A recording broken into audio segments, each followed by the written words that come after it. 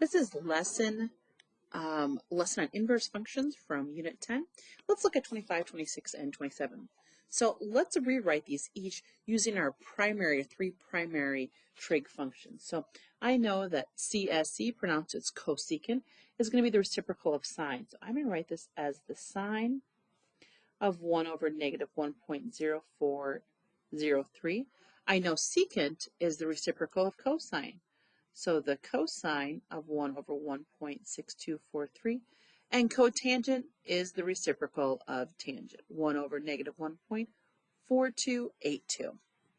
Now I want to choose two angles, and the calculator is going to provide me with the reference angles, and then I can rewrite them using two angles that are between 0 to 360.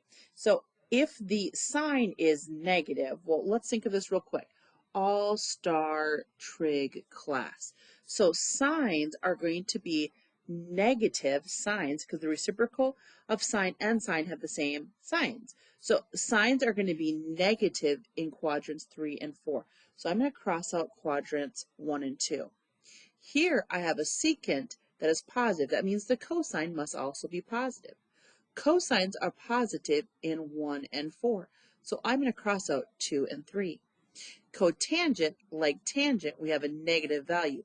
Tangents are negative in 2 and 4, so I'm going to cross out 1 and 3. All right, let me get my calculator here. Make sure that I am in degrees. I am. And now I'm going to do the inverse sine of 1 divided by negative 1.0403. Remember, this is going to give me a reference angle. Keep that in mind. So I'm going to press enter. Okay, so this means from 360, if I just come down here, I can draw it over here. From 360, one time around, I'm going to drop down 73.99. So I can take 360 and I can add this original answer. And so I know one of my angles here is 286. So 286 is one angle. All right, so the reference angle is 73. That means to drop down here is 73.9, this drop down, and I also want to drop down over here 73.99.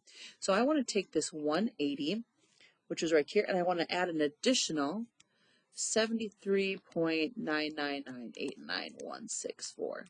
And we can see that my other angle is at 250, well, we can round that, 254.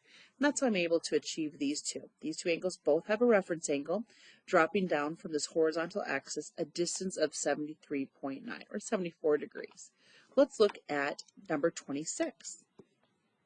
I'm going to take the inverse cosine of 1 divided by 1.6243. All right, and so here we have a reference angle of 52. So one answer here is 52 degrees. Now I need the other one to drop down. So from this horizontal axis, from 360, I'm going to drop down 52. So 360 minus this previous answer, and this other angle is going to be 307.99, so 308. Okay, let's look at number 27. Inverse tangent of 1 divided by negative 1.4282, and I forgot to do divided by, there we go.